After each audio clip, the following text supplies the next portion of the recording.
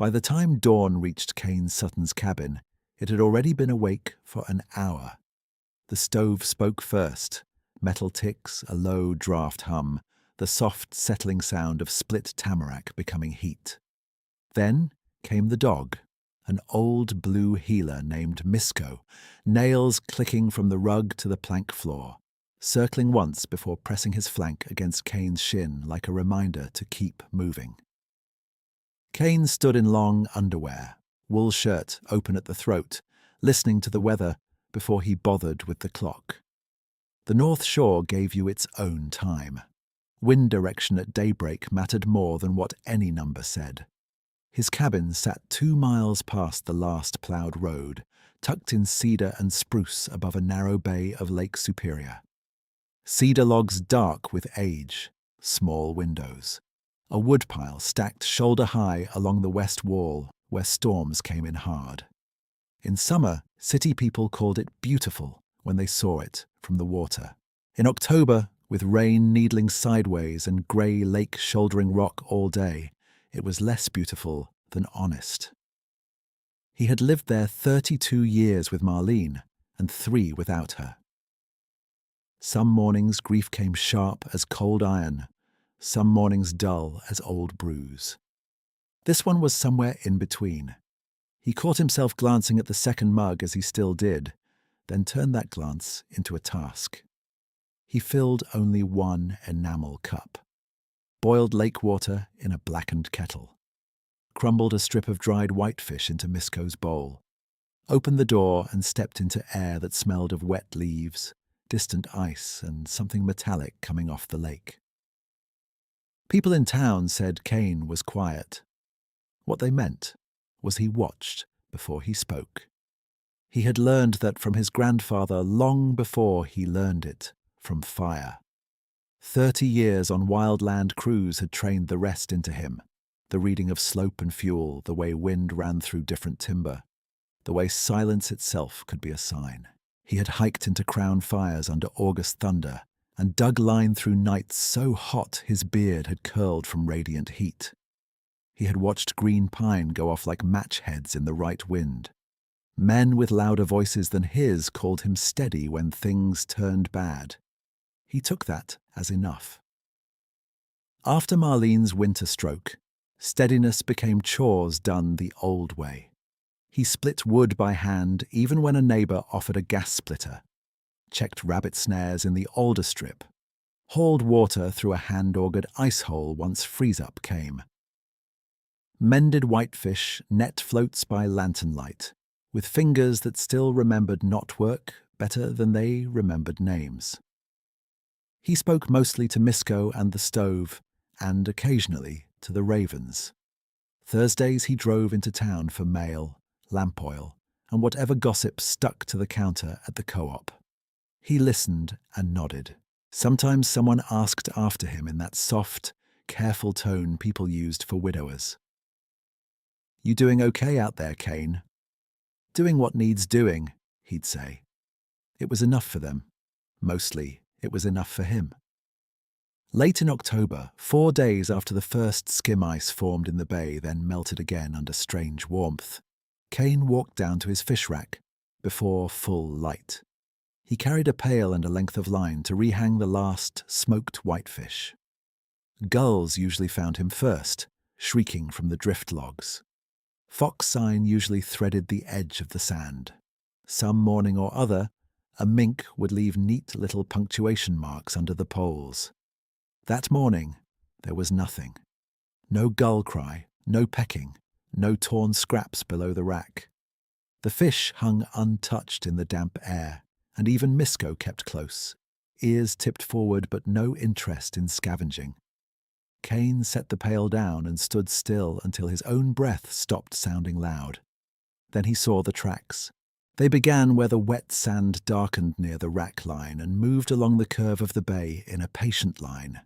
Prints wider than his snowshoes, each one deep enough to hold black water. 5 toes, splayed and human-shaped, but too large by half and too heavy by more. Not one set, many. Some broad and deep as shovel heads, some narrower, shorter, still larger than any man's boot. Big, small, then big again, as if adults had paced themselves to children. Misko gave one low whine and looked up at him for instruction. Kane crouched, touched the edge of one impression with 2 fingers. Fresh.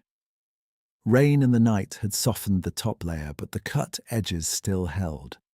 He followed with his eyes, tracking spacing, stride, angle. No stumble, no scatter. A procession. He straightened slowly, every old story his grandparents told him rising in memory, not as superstition, but as category, as information.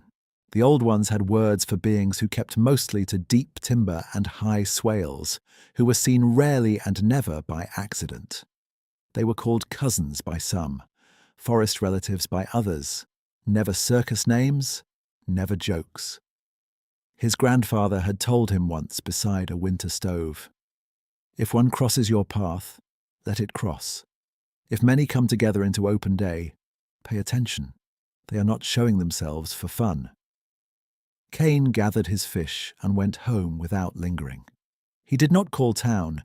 He did not speak to anyone at the co-op radio frequency. He cleaned the tracks from his boots at the door and fed the stove and waited through the long dark as rain shifted to mist. Before first light, he went back down with a thermos, binoculars, and an old camouflage tarp he used in duck season. The blind he made from driftwood sat low in beach grass, where he could see the whole cove and still vanish if he kept still. Misko stayed at heel, trembling but obedient, chin on paws.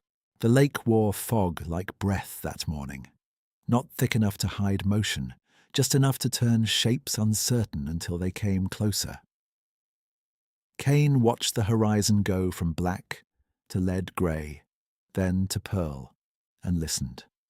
No gulls, no squirrel chatter from the spruce bank, not even the restless peep of chickadees in the alders. Quiet, heavy as wet wool. Then movement in the mist. One figure first, then a second, then a line resolving out of grey until there were 7 of them standing chest deep where small waves lapped and retreated around their bodies. Massive shoulders, dark hair slicked in strands from lake water. Long arms hanging easy but ready. They faced the open water in silence. 2 in the centre cradled something between them. Smaller body, wrapped close. A juvenile, Kane realised after a long second. Not an infant, older than that, but young. The 2 adults lifted the youngster so the lower legs touched water, held there while the others stood watchful and still. No wailing, no drama, nothing theatrical. It looked like ceremony. It looked like introduction. Kane didn't move. He didn't reach for the rifle he had left in the cabin on purpose. He let his breathing slow until the fog and his heartbeat found the same rhythm. One of the tallest turned its head, not toward the blind exactly, more toward the tree line above it, as if counting what lived there. The face was partly hidden by hair and mist, but the eyes caught dawn and held it. Kane felt unmistakably that they knew he was present and had decided to permit it. After several minutes, the pair lowered the youngster. The 7 shifted as one and moved along the shoreline northward, each step quiet for such size. In less than a minute, they were swallowed by fog and cedar shadow. Misko stayed pressed to the ground until Kane touched his shoulder. "All right," Kane whispered, though his own voice sounded foreign. "All right, boy." He remained in the blind until full sunrise burned the fog thin. Then he walked the beach and confirmed what he had seen with the stubbornness of a man who trusted physical sign over wonder. Prints, depth, direction. 7 in, 7 out, plus the smaller stride. At home he poured coffee gone cold and sat at the table where Marlene used to spread beadwork patterns. His hands rested flat on the wood, steady now. He heard his grandfather again, and his grandmother too, telling of hard-fire summers before roads, when animals and people both shifted to water routes and stone barrens ahead of flame. Old stories never announced themselves as prediction. They sat quietly until the land repeated them. Kane spent the next week pretending nothing had changed. Outwardly, routine held. He checked bait line in the creek mouth, split a face cord of tamarack, drove Thursday mail run and nodded through weather talk at the store. Warm one for October, people said, smiling like they'd been gifted extra summer. Kane smiled back and bought lamp oil. Inwardly, he tracked. Every afternoon he moved inland off game trails and old cut lines, reading sign the way he had read fire edges for decades. He found fresh bark stripped from balsam and poplar. At shoulder height, no moose could reach cleanly. Found bedding hollows pressed into fern and duff beneath windthrow root balls, larger than bear beds and arranged in clusters. Found broken saplings bent and woven into temporary screens, facing prevailing wind. Always, the sign pointed one direction, away from the Jack Pine Ridge east of the bay, toward older terrain and an abandoned portage line his people had used before gravel roads came. The weather radio called it an unseasonably warm spell. Kane called it wrong. Day after day, temperatures stayed too high, humidity dropped, and winds shifted erratic between southwest and north in a way that made fire behavior unpredictable. The duff under Jack Pine crumbled dry under his boot heel. Needles snapped instead of bending. He kneeling tested soil by touch and came up with powder where there should have been moisture. He could smell it too, faint, old fire mineral, like the memory of burned ground waking up. Worse was the soundscape, or its lack. By late week, the bush had gone listening quiet. Thrushes absent, red squirrels muted, even ravens travelled higher and spoke less. Kane had felt that silence before major runs, those brief, unnatural pauses when everything alive positioned itself before violence. He sat at his table nights with a county map and a grease pencil, marking ridgelines, deadfall concentrations, old logging cuts, shoreline shelves of exposed basalt where fast fire couldn't carry well. He marked occupied cabins, the Lafleur at the Point, both in their 70s, the Jensen place winterized but with their son sometimes up on weekends, Darlene Pike and her 2 kids in the cove with the bad road culvert, 2 trappers likely still in wall tents beyond the creek mouth, scattered households, each separate enough to feel safe, together enough to become a trap if one wind-driven front crowned across the ridge and dropped embers ahead. And then there was the other population now moving through his map in parallel lines no official ledger would admit. If Kane went to band council or county emergency and said, a Bigfoot tribe is relocating away from Tinder Ridge, they would not hear fuel load or corridor risk. They would hear an old man alone too long after his wife died. They would exchange kind looks, maybe call his niece, maybe send someone to check his blood pressure. By the time anyone took him seriously, fire could already be at canopy. If he said nothing, he might protect a secret he had no right to expose. But he could also leave everyone, visible and hidden, to chance. The dilemma sat in him like a stone. Ojibwe teachings held that not every truth was for public broadcast, especially where it could invite harm. He had seen what curiosity did. Hunters, tourists, men with drones and guns and bad intentions, turning living beings into trophies or proof. If word spread, there were many of them near the shore, there would be outsiders by morning. But another teaching sat beside that one. When you read Danger Coming, you warn people in whatever language they can hear. On Friday night, the wind rose after dark, warm and dry, rattling cedar boughs with a hard edge that sounded more like August than autumn. Kane stood on his porch and watched heat lightning pulse far inland beyond the ridge. Too distant for thunder at first, then faintly rolling an hour later. Misko paced and refused his dish. Kane went inside, pulled his old fire notebook from a shelf, and opened to blank paper. He wrote in block letters: fuel load extreme, Jack Pine Ridge, duff dry to depth, wind shift, risk to shoreline homes, recommend preemptive line along old logging cut. No mention of footprints, no mention of 7 in the mist, just facts any crew boss could test in 10 minutes on the ground. He set the notebook beside the truck keys, then hesitated. Data would move officials some, maybe enough. But to place a line without boxing in movement, he needed certainty about where the forest relatives were heading. Guessing could kill as surely as silence.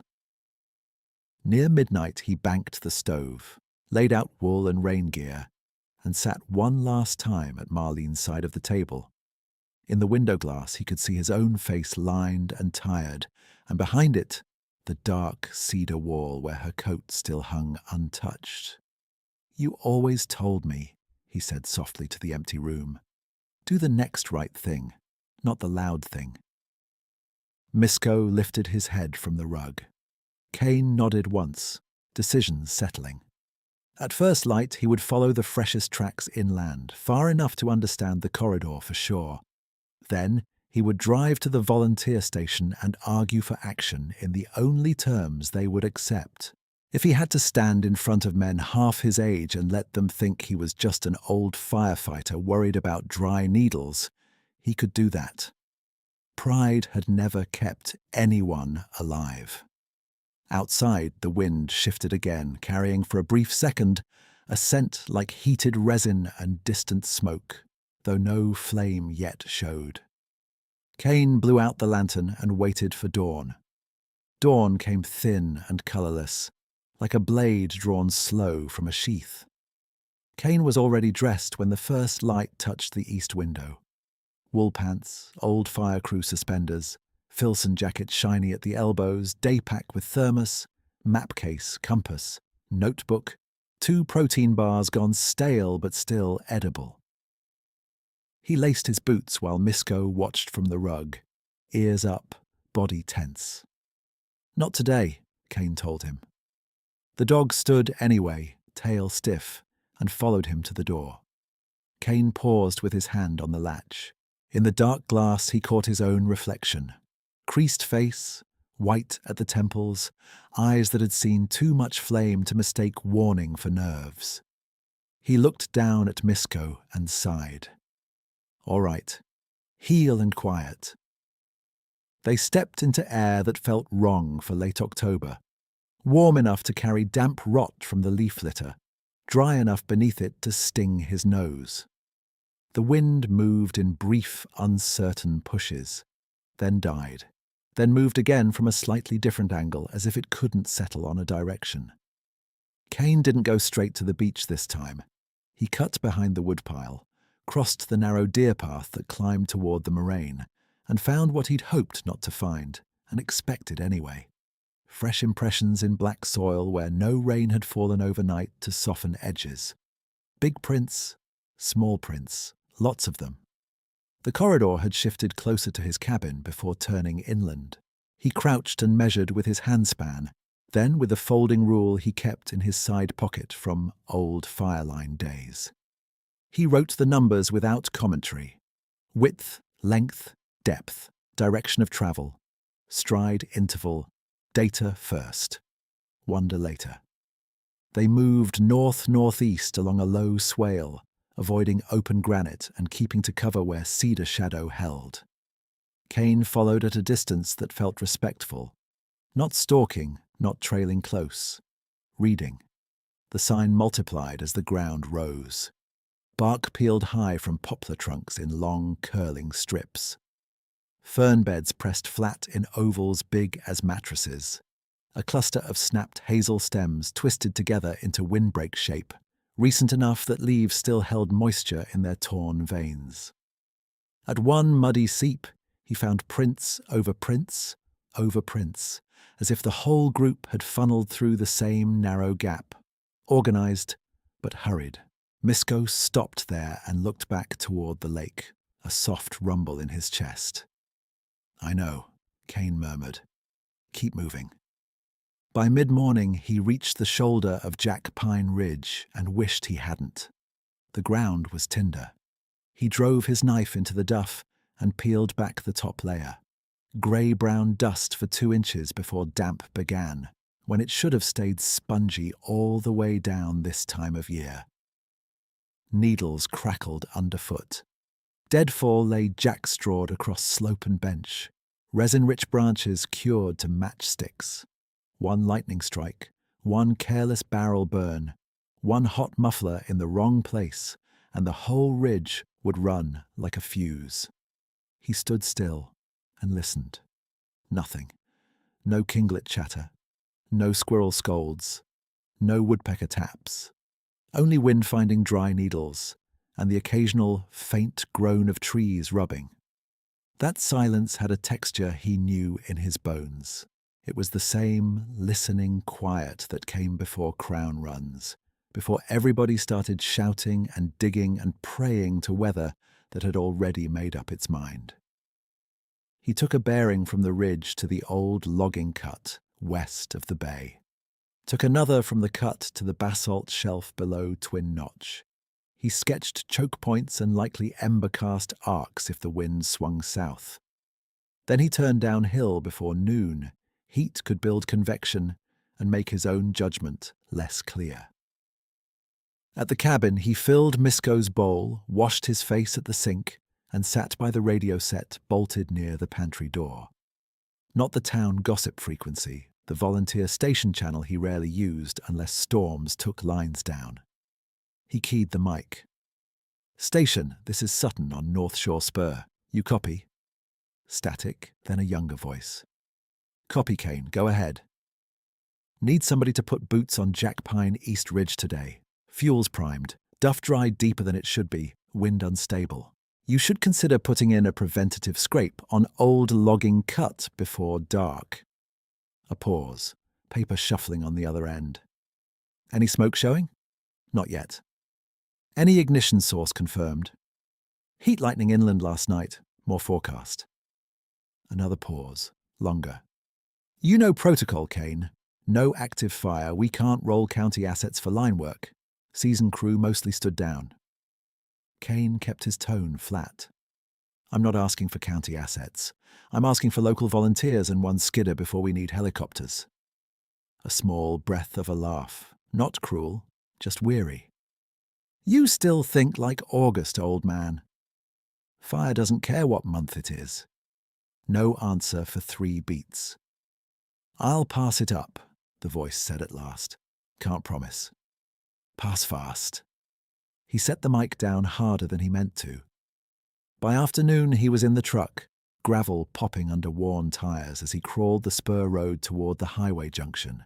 If officials wouldn't stage, he could at least check the scattered homes and nudge people toward readiness without sounding alarms they'd dismiss. The Lafleur were stacking split maple under a tarp when he pulled in. Marcel, stooped but stubborn, raised a hand. "Kane, you here to steal my good wood?" "Too knotty," Kane said. "You folks got gas in the skiff?" "Half tank." "Top it. Keep your papers and meds in one bag by the door tonight." Lafleur's wife frowned. "Why? Storm coming?" "Maybe nothing. Maybe wind. Just do it." She studied his face and nodded once. No argument. At Darlene Pike's place, her kids were trying to ride bikes through sand by the culvert. She laughed when Kane asked if she had evacuation totes packed.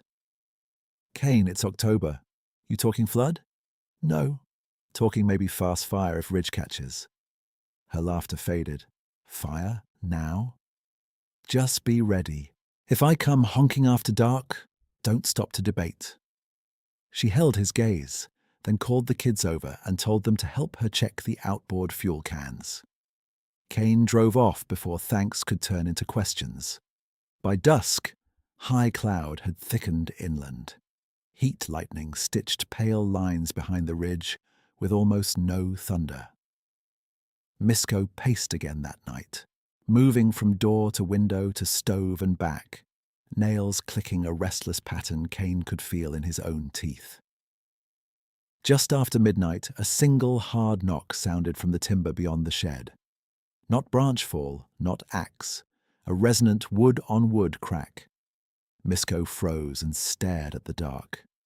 Kane did not open the door. He sat at the table and waited, palms flat, until his pulse slowed. A minute later came a second knock, farther north. Then silence.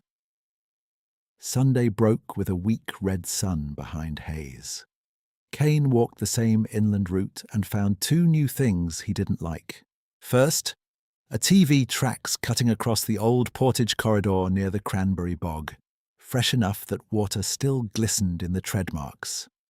Somebody joyriding or grouse hunting where they shouldn't be, engine noise and human scent punching through a movement lane already stressed.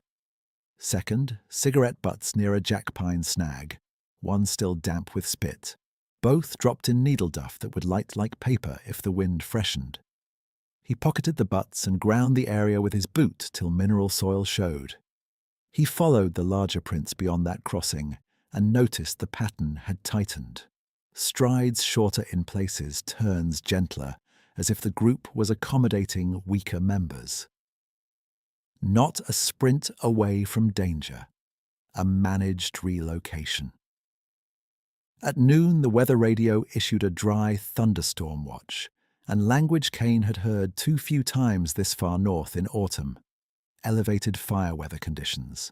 He drove to the co-op for lamp oil and listened while three men at the coffee corner joked about California weather coming to Superior. One asked Kane if he'd seen deer sign. Plenty of movement, Kane said. Heading where? Away from the ridge. They laughed as if he'd made a good hunting joke. Kane paid cash and left. Back home, he spread his map and added a second colour of grease pencil. Red for human structures and likely evacuation runs. Blue for the forest relatives corridor, inferred from sign and terrain and water access. The two colours crossed too close in three places. One was the ravine above Pike's Cove, where fire could chimney uphill and trap anything in it. He stared at that intersection until his coffee went cold. Late afternoon brought gusts out of the southwest, warm and dry enough that the bay lost its usual metallic smell and took on resin and dust. Needles skittered across the yard like insects. By supper he could see a faint brown veil above inland trees. Not smoke exactly, more suspended dryness. He keyed the station radio again. Sutton, any update on line prep request? Different voice this time, older, brusque. County says monitor only, no starts on satellite. Satellite misses low smoulders in canopy cover. Understood, we can't mobilize on hypotheticals, Kane. He closed his eyes briefly. Copy. After dark, the storm arrived mostly as light and sound without rain. Lightning flashed sheet white beyond the ridge. Thunder rolled long but distant. Kane stood under the porch roof, counting seconds out of habit. Too far to strike near him, close enough to strike somewhere that mattered. Rain spat for maybe 3 minutes, barely enough to darken dust, then stopped. Wind followed, gusty and erratic. At 2:10 a.m., Misko woke him with a sharp bark. First real bark in days. Kane came up in the chair where he dozed in clothes and boots. Through the window he saw no flame, but he smelled it now. Definite and thin. Fresh smoke, conifer, high and far. By dawn Monday the smell had weakened, then strengthened again as shifting winds brought and took it like breath. He climbed the bluff behind his cabin with binoculars and scanned the ridge breaks. On the third sweep he caught it, a thread of pale grey lifting from a fold east of Jack Pine Bench, then flattening and vanishing against haze. Holdover strike, he thought, smouldering in duff, waiting for wind. He radioed station with coordinates. This time they logged it and said they'd send 2 volunteers to verify when available. When available means when? Kane asked. Afternoon, one rigs down a tire. Kane bit back what he wanted to say. Copy. He could feel time narrowing.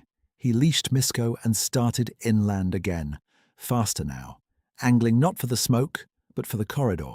If the holdover surfaced into open flame with afternoon wind, movement lanes would matter within hours. They crossed the old trapline, then cut through wind-thrown spruce to a long glacial back ridge. Locals called the Whale because it rose smooth and stony from the forest floor. The prints were there, very fresh, edges sharp, water not yet settled in the deepest impressions. Misko sniffed one, then whined and looked up the slope. Kane unclipped the leash. Stay close. Near the crest, he stopped dead. Below him, in the shallow saddle between 2 moraine humps, the full tribe moved through morning mist in near silence. Far more than 7. Kane counted quickly, then again more slowly as they passed openings between birch trunks. 19. Maybe 20 if he included a dark shape half hidden, carrying something wrapped. Large males in rear and flank positions. 2 broad-shouldered females alternating center and outer edge. 3 juveniles of different sizes keeping to the middle. 1 very old male with a stiff right leg, supported intermittently by a younger one who adjusted pace without prompting. Another elder, female, narrower but upright, with pale scar tissue crossing the left side of her chest and shoulder where hair grew thin over old damage. She moved with a carved stick steadiness, deliberate and commanding. No panic, no milling. Formation. This was no random wandering. They were using terrain exactly as experienced evacuation teams did, staying below skyline, choosing mixed hardwood bands over resin-heavy conifer pockets, crossing open patches quickly, pausing at each drainage to check scent and wind. At a narrow choke between boulders, 2 of the largest moved ahead, scanned, then signaled with hand motion for the rest to pass. Kane felt the back of his neck go cold despite the warmth. His grandmother's voice came to him clear as if she stood behind him, shelling peas at summer table. In hard-fire years, the old ones take water blessings before travel. They move by stone and old roots. When they show themselves at shore, they are telling the ones who can listen. Move now. The dawn ceremony in the bay had not been mourning alone. It had been threshold, young feet to water, then inland on ancestral line. As if answering his thought, the scarred female elder halted mid-saddle and turned her head directly toward the ridge where he stood. Distance and brush should have hidden him. Still, she found him. Her face held no fear, no challenge. She simply looked, waiting. Waiting for what, Kane could not name, except that it felt like being asked whether passage would be honored. He removed his cap. Old reflex, same as when stepping into someone's home. In a low voice, not meant to carry but meant to be true, he said, "Go on, the way is open." The female held his gaze 1 heartbeat longer, then lifted her hand, palm angled down, a brief controlled motion that could have been signal to her people or acknowledgement to him, and turned away. The line resumed, flowing northwest toward the old portage corridor exactly where Kane's blue pencil line ran on the map at home. He stood until the last juvenile cleared the saddle, until even the soft rustle of passage faded. Only then did he breathe fully again. Misko pressed against his leg, trembling but quiet. Kane knelt on the stone and wrote fast in his notebook. 08:21 hours. Full group observed. Approximately 19 to 20 individuals, including elders/young. Movement disciplined northwest along pre-road portage line. Avoiding jackpine fuel, seeking stone/water route. Corridor confirmation, high confidence. He underlined the last phrase twice. The stone in his chest shifted. Not gone, but repositioned into something usable. He could not protect them by pretending they weren't part of the landscape equation. He could protect them, and everyone else, by translating what he'd seen into action others would accept. Terrain, timing, fuel, routes, choke points. Data, not confession. He closed the notebook, stood, and looked once toward the inland haze where that thin smoke thread would be thickening. "Come on, boy," he said. They descended the moraine at a near trot, branches snapping at his sleeves, boots sliding in dry needles. By the time the cabin roof came into view through cedar, Kane already had the next steps ordered in his head. Map case, radio frequencies, spare fuel can, turnout coat still hanging in the mudroom from seasons ago, and then straight to the volunteer station before noon, excuses hardened into evening disaster. The wind shifted warm across the bay, carrying a clearer scent of smoke. The wind shifted warm across the bay, carrying a clearer scent of smoke. Kane didn't go inside first. He cut straight for the shed, yanked the fuel can from under the workbench, and sloshed it by weight. Half full. Not enough for multiple runs in chop. He swore under his breath, loaded it in the truck bed, then went in only long enough to grab the turnout coat hanging in the mudroom, map case, and the old hard hat. With the cracked brim, he kept more for habit than protection. "Stay," he told Misko. The dog ignored him and jumped into the passenger seat. By the time Kane hit the volunteer station gravel, the place was already louder than it should have been for late season. 2 pickups angled crooked, 1 brush rig with a rear compartment open, radios talking over each other. Curtis Halverson stood near the bay door with a clipboard and a face like split granite. "You were right," Curtis said without greeting. "Smoke confirmed east flank. Small footprint, creeping ground fire." "Ground fire now," Kane said. "What's wind doing at source?" "Variable. Forecast says southwest by evening." Kane spread his map on the hood of the brush truck before Curtis could turn away. Red lines, blue lines, grease pencils smudged at the folds. "You cut here," Kane said, tapping the old logging slash line. "From the quarry spur to this marsh pocket. Burn out backing fire while humidity's still above deadman levels. If you wait till 3 o'clock, spotting crosses both sides." Curtis squinted. "County duty officer says monitor and hold. No burnout without authorization." Kane looked up slowly. "Authorization from who? Someone watching satellite 30 miles away?" "From command. Command won't be standing in Jack Pine when it crowns." Eli, the young voice from radio, hovered at Kane's shoulder, reading the map like it was a test he wanted to pass. "He's got slope right," he said quietly to Curtis. "And that cut would anchor if we catch it early." Curtis rubbed his jaw. "We have 8 volunteers on call and 1 skidder operator who's sober and available. If I put people on unauthorized line and it goes wrong, I own it." "If you don't put them on line and it goes wrong," Kane said, "widows own it." Curtis flinched at that, not from anger but recognition. Before he could answer, dispatch cracked through the wall speaker, tinny and urgent. "Station 3. Be advised, second smoke report near Cranberry Bog Trailhead. Possible separate start. Repeat, possible second start." Kane and Curtis looked at each other over the map. The bog trailhead sat uncomfortably close to the portage corridor. "Human caused?" Curtis asked the room. "Dispatch. Caller saw 2 ATVs leaving area at speed." Kane felt something cold move through his chest. 2 fires.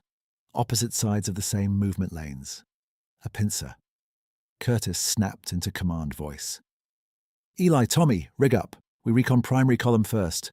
Dale, call county again. Tell them we've got dual starts." "Kane."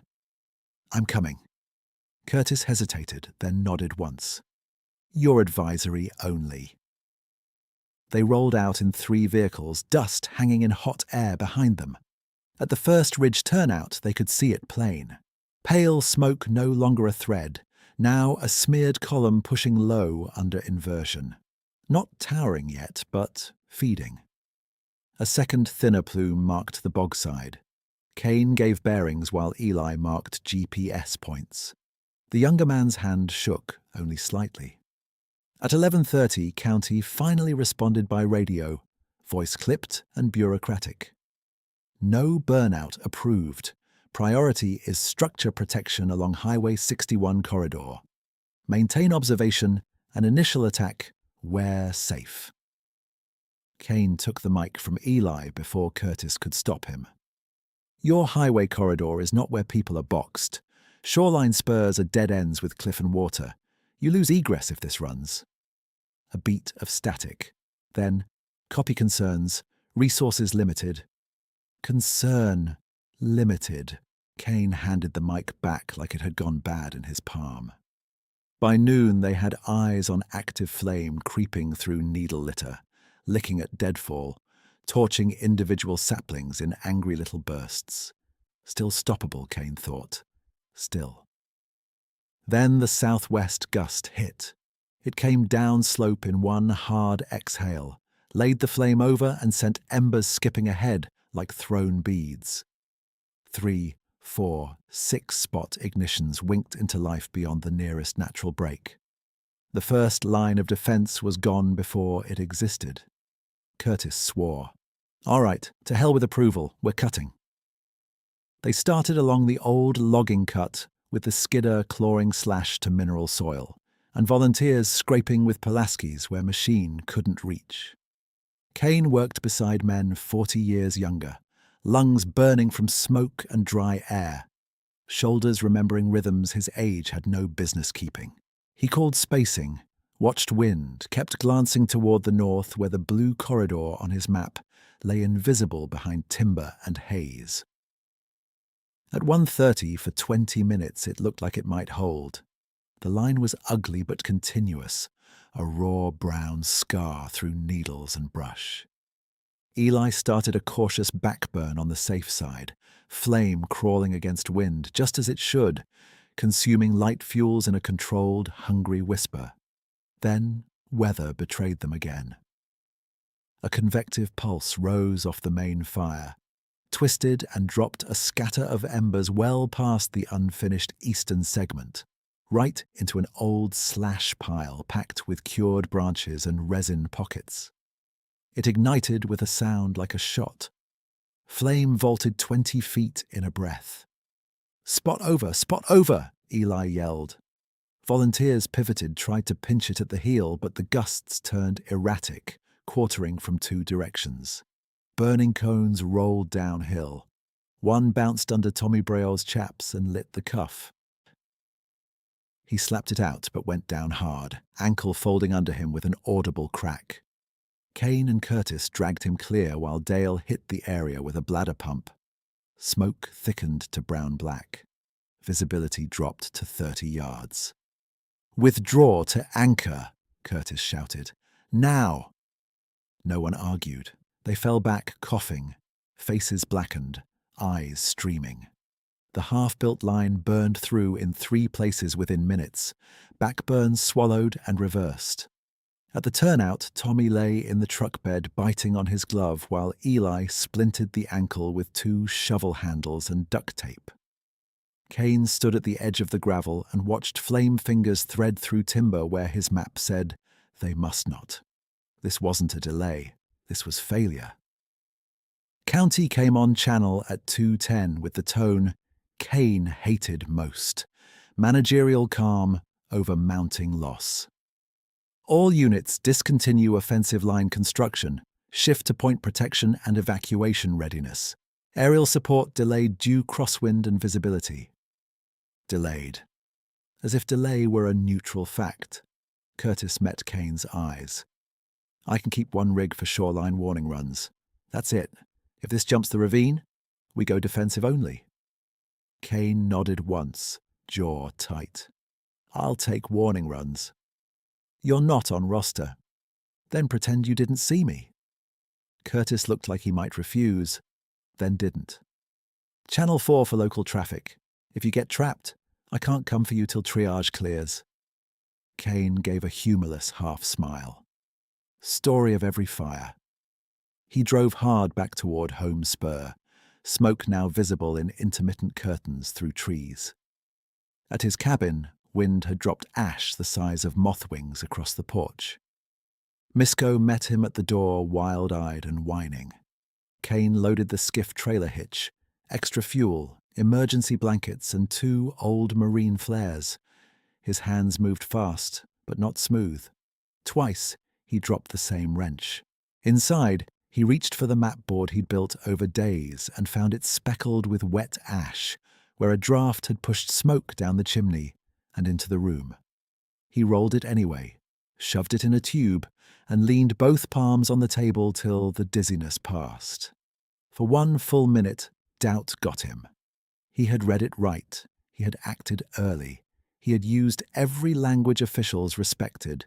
Still the line failed. Still the fire split. Still resources went where politics pointed instead of where terrain demanded. People he had warned might still die. Beings he had promised passage might get boxed and burned because he had been too careful with truth and not forceful enough with fear. Misko pressed against his leg. Kane stared at Marlene's old chair and said out loud, rough and low, "I'm losing this." On the shelf above the chair sat her cedar sewing box, the small one with faded loon decals. He hadn't opened it in over a year. He opened it now because his hands needed an honest task. Beads, needles, folded cloth, and under them an envelope with his name in Marlene's narrow slant. Kane. The paper trembled in his smoky fingers as he unfolded it. Kane. If you're reading this, I either got brave enough to leave it where you'd find it, or time got ahead of me again. I want to say something without you interrupting with that face you make when feelings are inefficient. I know who you are when fire season starts. You become pure direction. It's one of the reasons I loved you right away, even when everyone said, "Don't marry a fireman, he already has 1 wife." They were not wrong. Fire had first claimed many summers. I pretended for years I was fine with that. I told people I was proud, and I was. But proud is not the same as unafraid. Some nights when wind was up and you were out on a line, I sat at this table and hated every crackle from the stove because it sounded like the radio before bad news. I would lay your second pair of socks by the door, like that could bargain with the world. I would make tea and not drink it. I would imagine the knock. I never told you how angry that made me sometimes. Angry at fire, at duty, at the way you'd come home smelling like smoke and grin because everyone made it this time, as if this time was a guarantee. Angry that loving a steady man means living with what steadiness costs him. Then I'd be ashamed for being angry because people did need you. They still do. Here is the part I don't say out loud. I was always afraid one day grief would hollow you, and because you are disciplined, no one would notice. Not even me. You are good at functioning. You're not always good at letting yourself be held. If I go before you, don't turn into a useful ghost. Don't make chores your only language. Let yourself need people while there is still time to be known by them. And if the land asks something of you one more time, answer it. Just don't do it because you think you owe the dead. Do it because the living are still here, including you. Marlene. The house was quiet except for wind and the far thud-pop of trees torching somewhere beyond the ridge. Kane read the letter twice, then folded it with careful fingers and slid it into his turnout coat pocket over his chest. He was still afraid. He was still grieving. But the paralysis broke. "Living are still here," he said to Misko, voice steadier now. "Let's go." By late afternoon, the fire made its own weather. Columns rose higher, darkening at the core, and anvil smoke spread over the bay until day looked bruised. Ash fell steadily. The sun turned copper, then a dull red coin. On Channel 4, voices stacked over each other.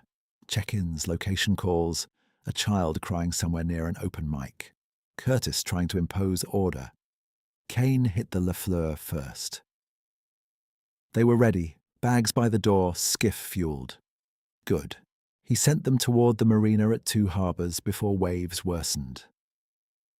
At Pike's Cove, he found the culvert road already half blocked by a fallen jack pine and glowing embers in ditch grass.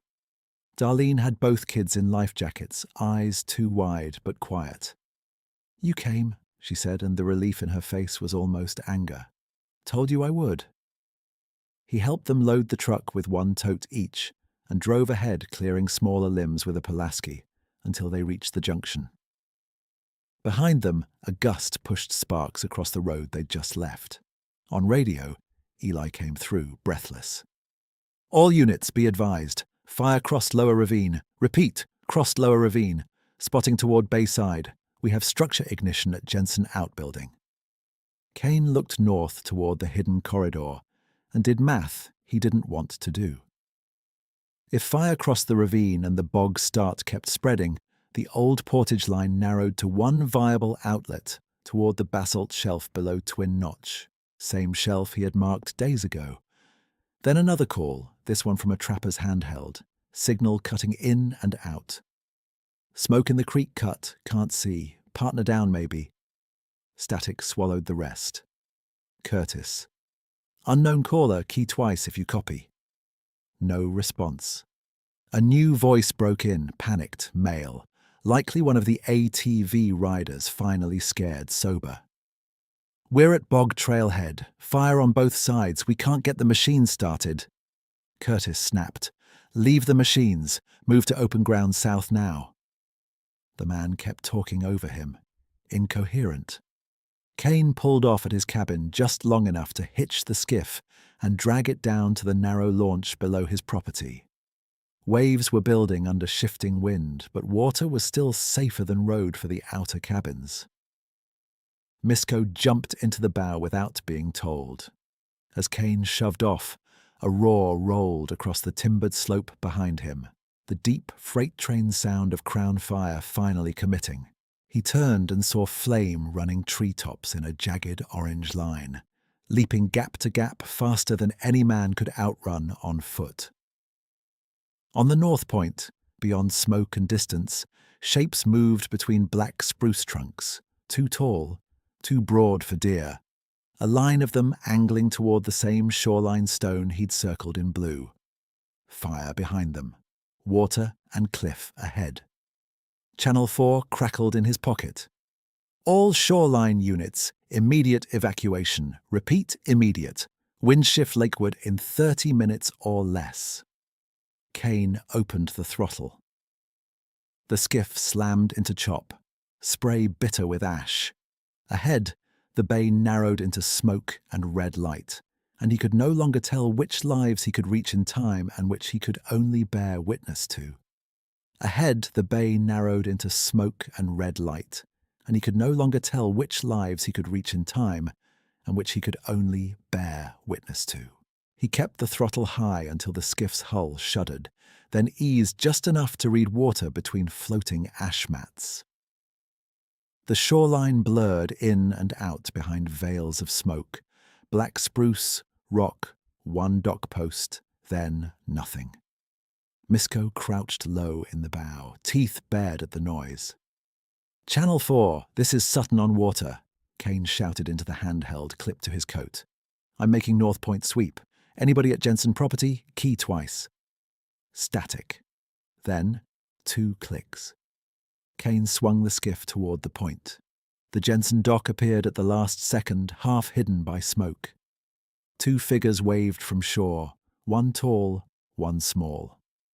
Not the Jensen's son. These were renters, maybe, or weekend hunters. Didn't matter. He brought the skiff in hard, reverse-throttled, and let the stern kiss stones. "Leave everything!" he yelled. The man clutched a duffel anyway. The kid, girl, maybe 10, held a cat carrier with a terrified tabby rattling the door. "Get in," Kane said. The man stumbled boarding. The little girl stepped clean and sat where Kane pointed without a sound. Good kid. He shoved off, engine screaming as sparks hissed on lake surface around them like rain. Behind the Jensen cabin, flame flared through cedar shake. One wall flashed and folded inward. The man stared. Jesus Christ, Jesus! Save your breath, Kane said. Hold her life jacket strap. By the time he dropped them at the Marina Cove, where volunteers had set up triage, the wind had shifted again. Hotter now, driving smoke lakeward in thick pulses. Curtis met him knee-deep at the landing, face blackened except for streaks where sweat had cut channels. We got 2 unaccounted trappers from Creek Cut, Curtis said. And your old spur... I know. Kane pointed north with his chin. Any eyes on Twin Notch Shelf? Curtis looked at him, puzzled for half a beat, then answered the practical part. No units can get in there. Ravine's torching. Kane nodded once. I'm going. You can't hold that alone. Not holding. Guiding. Curtis grabbed his sleeve. Kane! Kane met his eyes. You asked me for advisory. Here it is. If anything's moving out of that timber, human or otherwise, the shelf is the only survivable ground left before cliff. I can still influence movement from water. Curtis's grip tightened, then released. Radio every 5. Kane shoved off before either man could reconsider. The run to Twin Notch felt like driving through a furnace mouth. Wind pushed quartering chop against him, lifting the bow and slamming it down hard enough to rattle his fillings. Smoke dropped to waterline, then lifted, then dropped again. Twice he nearly clipped half-submerged deadheads he only saw when flame reflected off wet bark. When he rounded the basalt finger below the notch, he saw why no one had gotten there. The ravine above the shelf was a chimney of fire. Flame climbed both walls in sheets feeding on jack pine and wind-thrown spruce, then leaning out over the gap like a living thing testing reach.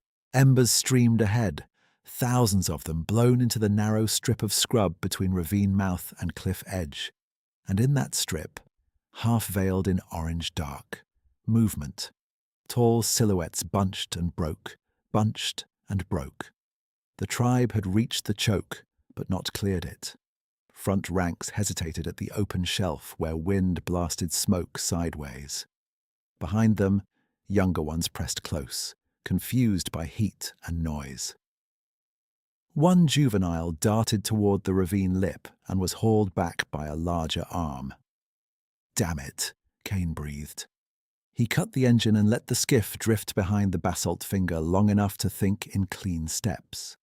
They were avoiding open exposure because the shelf looked like trap. Bare rock, no canopy, nowhere to hide. Instinct would keep them in brush, exactly where fire would overrun in minutes. He had to make brush worse than stone without making stone feel like pursuit. Kane restarted the engine and ran a tight arc parallel to shore, staying 50 yards out. He slammed throttle, then dropped it, then slammed again. An ugly, predatory rhythm, loud and unnatural. Heads snapped toward him. Several adults stepped between the boat and juveniles, shoulders wide, teeth flashing briefly in firelight. Not you, Kane muttered. Past you. He reached under the thwart, pulled one of the marine flares, struck it. Red-white fire roared in his hand, spitting sparks. He held it high, then hurled it into scrub at the ravine mouth, short of the group, exactly where flame was already licking. The flare screamed and burned bright, a fresh hazard marker in the path they'd been considering. The scarred female appeared on a boulder above the others, outlined against smoke. Even at distance, Kane saw her scanning options: ravine fire, cliff, water, boat. She barked one sharp call, deep and carrying. The line shifted but still balked at the bare shelf. Another gust hit. Crown fire in the ravine threw a tongue of flame across the choke, igniting dwarf spruce with a whoomph. Heat punched across the water and slapped Kane's face like an oven door opening. He grabbed the second flare. Move! he shouted, though they couldn't understand words. "Move now!" He fired this one farther upslope into a pocket of deadfall that hadn't caught yet. The flare landed, hissed, then lit the pile in a fast, dirty burst. Brushroot now became instant wall of heat. The effect was immediate. The rear ranks recoiled from the new flame. The scarred female dropped from the boulder, strode to the front, and drove her arm forward. Hard, unequivocal. Two massive males peeled off to flank, physically shoving a reluctant young one toward the open stone. Another adult scooped the smallest juvenile against her chest and ran. "Good," Kane said through clenched teeth. "Good, good." A shape burst from lower brush on the opposite side. Human, stumbling, arms over face. One of the missing trappers. He slid on scree, went down at cliff edge, scrambled up, then froze at the sight of the silhouettes charging across basalt. Kane keyed his radio. "Curtis, I have one male, possibly trapper, on Twin Shelf East Edge. Repeat, one civilian on foot. I cannot land with flame front this close." No answer, only static and distant shouting. The trapper bolted the wrong way toward a notch that dead-ended over sheer drop. Two of the big figures checked his movement, one giving a booming bark that spun him around in terror. He screamed, "Help! Help me!" Kane swung the skiff in, risking rocks. "Jump!" he yelled. "To the water! Jump to me!" The man flailed at air, disoriented by smoke and panic. Behind him, sparks became fire in the scrub line. The scarred female reached him first. She didn't strike. She seized the back of his jacket, wheeled him with astonishing control, and shoved him downslope toward the only landing shelf where Kane could nose in. Kane gunned forward, hit reverse at the last second, and the trapper half fell, half jumped into shin-deep water beside the skiff. Kane grabbed his collar and hauled him over the gunwale. The man hit the deck sobbing.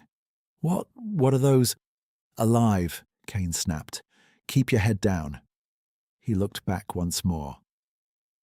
The last juveniles were crossing open basalt now, silhouettes low under embers, guided by the scarred female and a huge male bringing rear guard.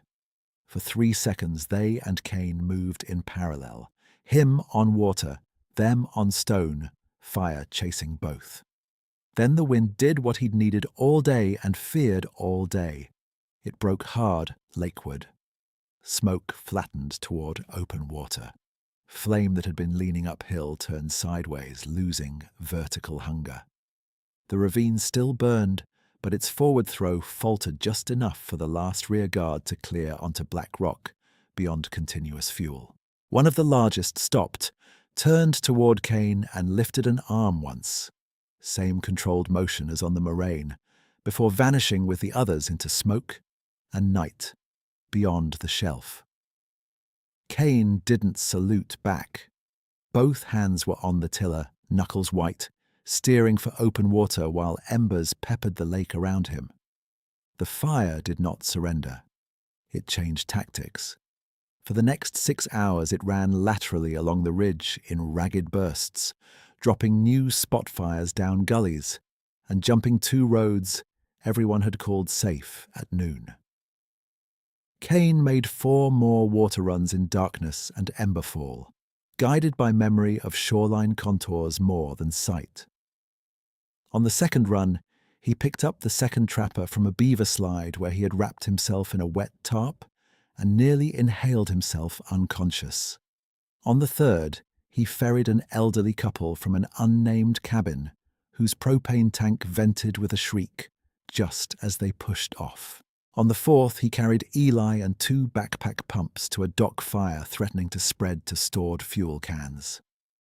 Everywhere, the same pattern. Push, check, push again. By midnight, Kane's turnout coat was stiff with dried spray and ash. His throat felt scraped raw. Misko trembled continuously but stayed in the bow, warning low whenever floating debris approached from the blind side. At 12:43 a.m., County finally got one helicopter over the ridge. It made a pass, dropped on a hotspot no one local had prioritized, then peeled off for safety-due turbulence. "Useless," muttered Eli over radio, not quite keying off. Kane heard it, said nothing. At 1:20, wind shifted back southwest in a weaker pulse. A crown run flared above Pike's Ravine, sending a torch column high enough to create its own gust front. That front drove flame fingers towards the Marina Cove, now packed with evacuees and boats. Curtis came over Channel 4, voice ragged. "All units at Cove, prepare to abandon docks if propane shed ignites." Kane looked at the cove from 3/4 mile out and made a calculation no protocol would bless. If that shed lit, shrapnel and burning gas would turn evacuation staging into a kill box.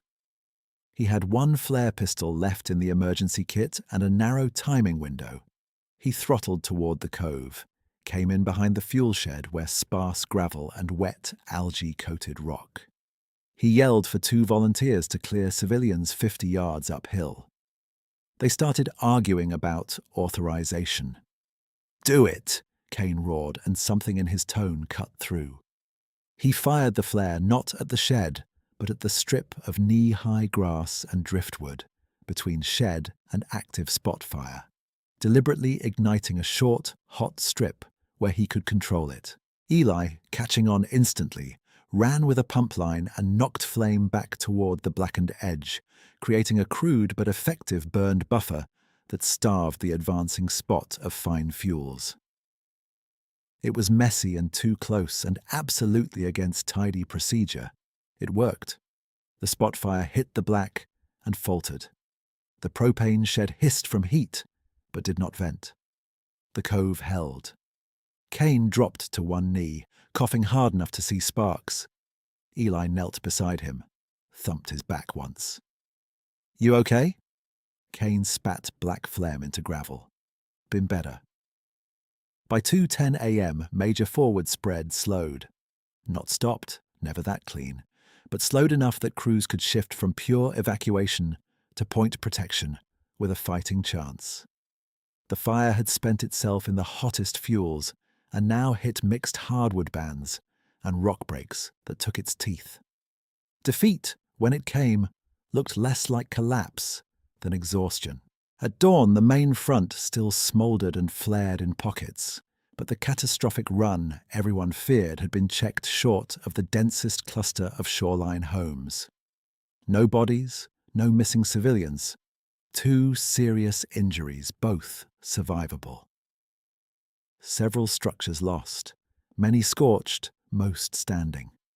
Kane sat on an overturned bait barrel at the marina, helmet in his lap, and watched smoke drift over grey water. His hands shook now that they were no longer needed steady. Curtis walked over and stood without speaking for a while. Finally he said, "County is calling it weather luck and local initiative."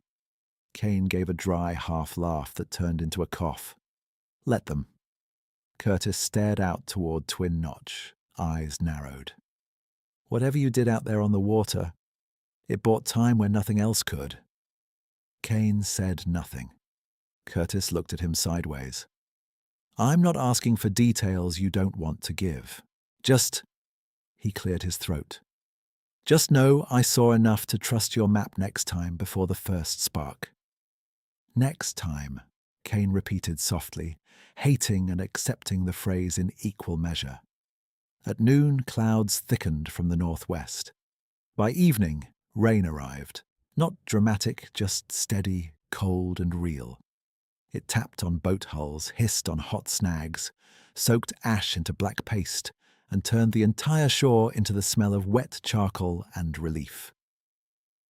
2 days later, Kane stood in his cabin kitchen in dry clothes that felt borrowed from another life.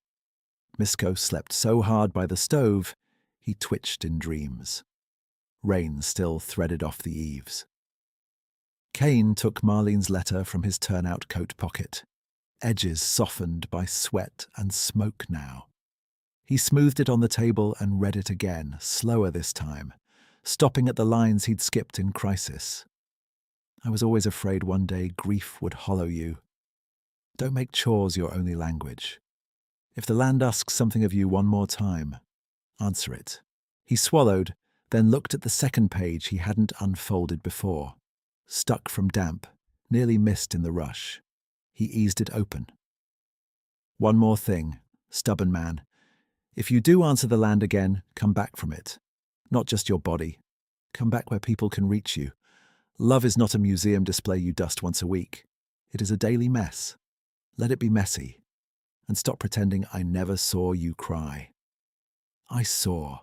I loved you anyway. Maybe because of it. Kane laughed once, wet-eyed, a sound halfway to a sob. Bossy to the end, he said to the empty chair. He poured tea into 2 mugs before he realized what he'd done. He almost poured one back, then didn't. He carried both to the porch and set one on the rail, steam lifting into mist. Okay, he said quietly to the rain, to Marlene, to whatever listened. Honest then. He sat and spoke aloud, halting at first, then with the plainness he used on Fireline after action reports. I was angry you died before me, angry you left me with all this quiet. I kept busy so I wouldn't have to say that. I thought if I kept every routine exactly right, maybe grief would stay respectful and not break things. He wiped his nose on his sleeve like a boy. I was scared that night. Not of dying, of failing everyone at once. Humans, the others, you, myself. He shook his head. And I still hear you telling me useful ghost is not a life. Wind moved cedar boughs, and for a second he could almost hear her answer in that old, dry humour. Then quit auditioning for Ghost. He smiled despite himself. I loved you like weather, he said.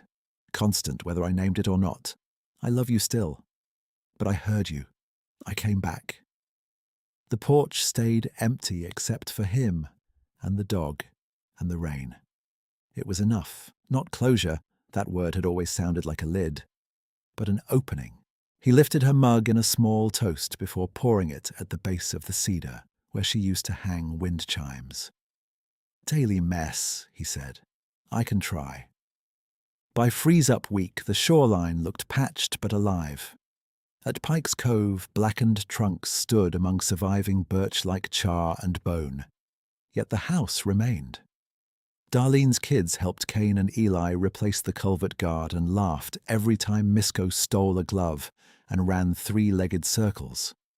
Marcel Lafleur rebuilt his dock with salvaged planks and cursed cheerfully at every crooked nail. At the volunteer hall, Curtis pinned a new map on the wall.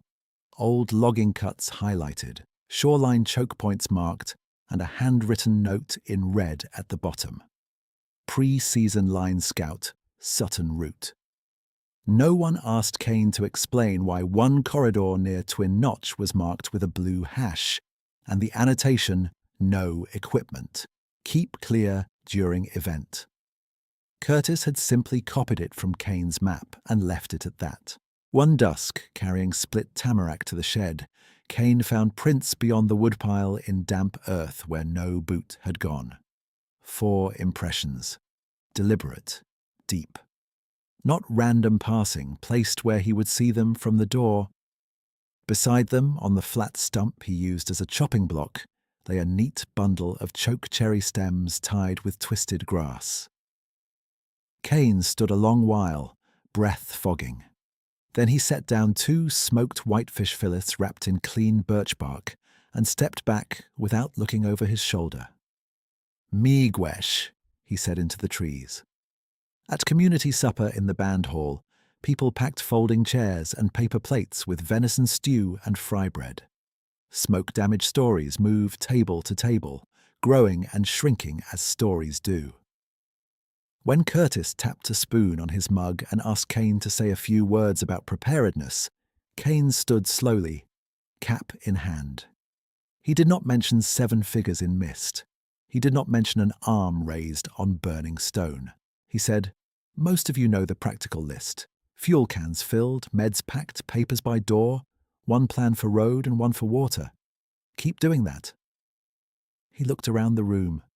at Darlene's tired eyes, Eli's bandaged knuckles, Marcel's rebuilt confidence, kids colouring at the back table. "And listen earlier," he added. "Listen when birds go quiet for no reason, when wind smells wrong, when the old people say routes for fire aren't just on government maps. This land gives warnings in many languages. You don't have to understand all of them. You just have to respect them enough to move." Silence held for a beat, then nods, then the low murmur of agreement from people who had smelled the same smoke and felt the same heat. After supper, Eli caught him by the coat rack. "You think we'll get another one like that?" Kane looked past him through frosted glass at the dark line of spruce. "We'll get different ones," he said. "That's enough reason to be ready." The next morning, dawn reached Kane's cabin before the clock did. The stove ticked awake.